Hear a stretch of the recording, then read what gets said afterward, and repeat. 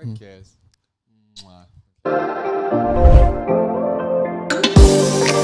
Hey everyone, welcome back to the YouTube channel. As always, I'm Sum. And I'm Koaty, and this is Koaty Sum, and we are the duo who does more than each other. Today we're going to talk about something that has happened to us separately and together, and I don't think people talk about it enough. Performance anxiety in the bedroom. Yeah. For those of you who aren't familiar with what performance anxiety is, to me it's when you aren't able to get it up in the bedroom due to whatever physical or mental circumstances are going on with yourself. You know what's funny is the first time I've even like heard of it as a kid was on Friends, where Rachel's like, it's not that common. It doesn't happen to every guy, and it is a big deal. Oh, yes. Anytime I saw it on a show, it was always like when the male was going through something petty and then he wouldn't be able to get it up. And then like the woman was, you know, like, oh, it's no big deal. But like it was a big deal. Yeah. And I don't feel like it should be a big deal. I feel like it's still like looked down on, maybe not in gay circles quite as much as straight circles. I think going back to my maybe earliest kind of performance anxiety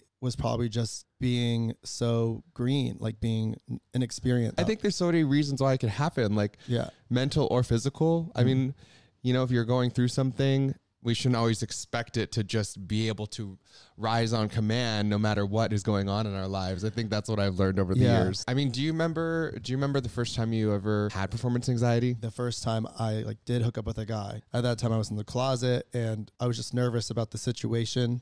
Yeah. Even though it's what I wanted. You know? Yeah, I think that's hard too, is when you come out of it being like, wait, this is what I want, so why isn't it working? Yeah. And you like build it up, and then that moment comes and it just, you can't get out of your head. And once you're in your head, then that just makes it worse, because you're sitting there thinking like, wow, this person's like probably wondering why I'm not getting aroused or don't look like I'm getting aroused. And then it just spirals downward. Yeah. I have some of my close single friends, that will still from time to time call and be like, oh, like I had this hookup last night and it just like didn't work. Like, I just think to me, I've had conversations where I'm like, well, maybe you're searching for more of a connection. Like maybe you are at a point where maybe you want to go on a few dates with someone, because just having some random hookup that's meaningless, maybe that's just not doing it for you. And I just think there's so many. I think it things. Also, you know, we're in our mid-30s now too, and it's sometimes you just need a Viagra. You grow up hearing that, you know, as you get older, you know, it happens more and more. And so, you know, I kind of blame that a little bit in some, especially in situations where I don't feel any anxiety or stress or there's no reason for it. I'm always just like, oh, it's just because I'm old. That's also part of it. We are getting old. We are in our mid-30s now. Not unfortunately, because it's been great, but it can happen. And that's why we have some Viagra on hand all the time. I wanted to talk about when just a couple random stories where I've gotten performance anxiety with you, as well as just in the past. Yeah. So I guess one of the first times, I don't think we've ever actually even talked about this. It was the first time you came to visit me. And I remember that I was, you know, of course, so excited to see you and have you over at my place or whatever for the weekend. I remember that you got there and you were so excited. And, you know, we immediately started to go at it. I remember psyching myself out of like, oh, I've been so excited to see him. And now I wonder if it's going to work. And then it didn't start working. And then I got self-conscious. But then luckily at that time, you ended up wanting to top randomly. I don't even remember that. I just remember it because I remember that feeling of like, oh, wow, I'm still having performance anxiety, even though we've already hooked up. You know, we're already dating, but like, that's just something that's definitely happened to me over the years. And it's something that it stems from when it happened before, after a relationship, that old relationship, which I'll go into. I don't really remember that experience quite as much, but I know when I met you, you were like a cure of my performance anxiety. Because before you, I had so much performance anxiety, mostly because of exes and, you know, domestic abuse situations and very toxic relationships where you're kind of bottom shamed or just shamed in general about your body and your weight and just all kinds of stuff. So when someone's doing that to you over and over and over again, and you're about to have an intimate moment with them when things are good, you know, you are very much in your head. And I feel like that's a lot of that is why I became a bottom, because it was less pressure to be a bottom, because you know, you don't need to be hard all the way. Hard all the time. Or, You can still enjoy it. But when I met you, you know, that was when my top era started a little bit, and kind of felt like, oh, wow, this is what it's supposed to feel like. This is how comfortable you are with somebody. And that was kind of like a really big deal for me at the time. I can remember that. So the first weekend we had together when we started dating, prior to the experience I'm talking about when you coming over, it's when we went to Market Days in August of 2019, and we had a whole weekend together, and we were like rabbits. You know, it was literally, I've never counted like that before, but it was like 15 times in the whole weekend. It was a lot. And I remember being very verse. Definitely, I don't think you could have sex that many times without being verse. Yeah. Because it'd be like we'd go at it, go to bed, wake up a couple hours later, start going at it again. You know, it was definitely an intense weekend. And so that's why that time when you came over a few weeks later to my place and it happened, it was like, oh, I think I've psyched myself up because that weekend was so magical. And now I've psyched myself out.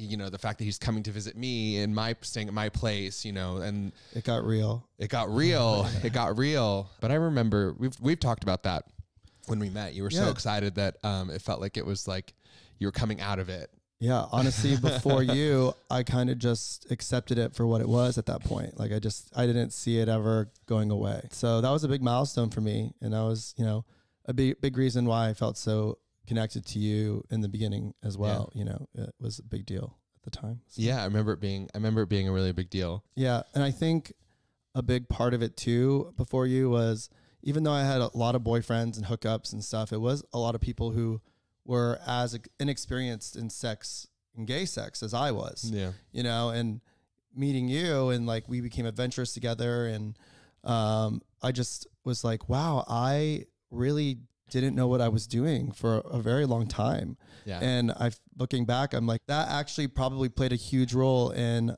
you know, feeling a little self-conscious in those intimate moments. That's why I like doing these videos too, because I would have loved hearing stuff like this back then and kind of learning about things I didn't even know about for the longest time, like douching and all that stuff. For me, it stems from, I remember my first boyfriend dated for 4 years, and he was the first and only person I did it with for those 4 years. After him, I jumped into another relationship, you know, for a few years. And that's the one that was kind of like really rocky, tumultuous, broke up quite a few times. But through the chaos of that, coming out of that relationship, I remember feeling very broken and heartbroken, and felt like I went months where I couldn't get it up. I had multiple experiences where it just would not work. Yeah. And at the time I just thought something was wrong with me because I'd only dated those two guys and I'd really only hooked up with those two guys. So I had nothing to base it off of. Yeah. At the time I thought there was just something wrong with me physically. Yeah. And I didn't really know what to do. I was just like, oh, well, I just can't get hard. I should just not even go on dates with people because it's just not going to work.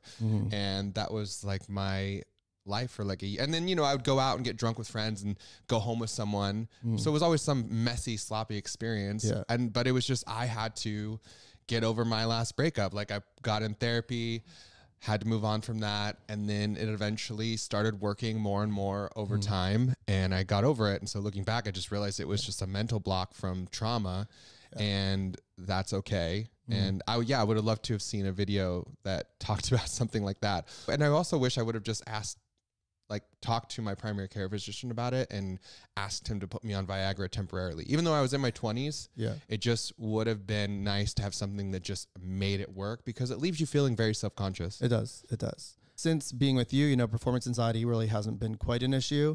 And anytime it has happened, it's more of what's going on with me, like family stuff, or, you know, because I overthink everything and I'm in my head about a lot of stuff. And that's just situational and is going to come and go, I think, throughout our whole lives. And I'm just horny all the time. It's just, you know, how you just have to learn how to deal with it and how to, you know, not let it affect other parts of your life, like your intimacy levels and that sort of stuff. The biggest memory of performance anxiety since we've been together, you know, is kind of this incident that happened in Mykonos where I was hard for way longer than I should have been, or naturally should have been.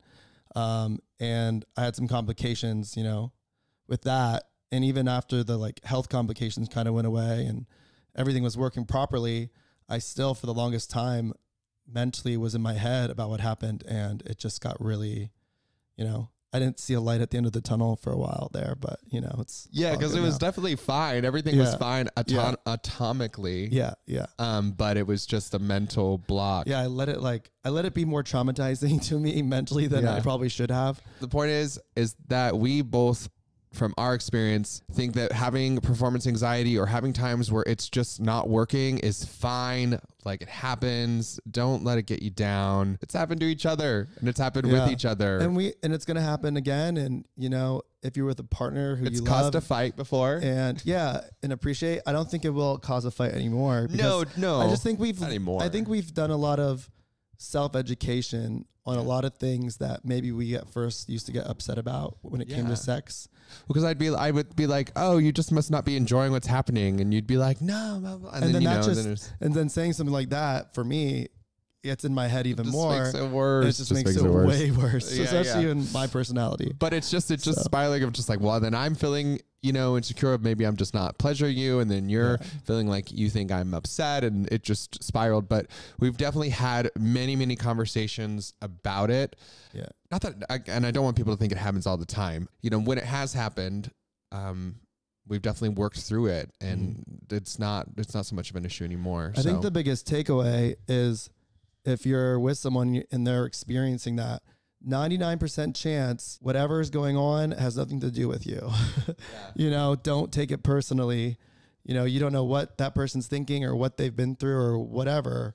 And shaming them or making them feel bad about it is only going to make it worse. Yeah. And honestly, also, don't shame yourself. Yeah. And the same goes for yourself, honestly. If you have any questions about anything we've said, you know, some of the topics were a little heavier and some were lighter, but, you know, we're an open book, so we're always willing to chat about our experiences and maybe things we said and we haven't gone into description about. Yeah. But yeah.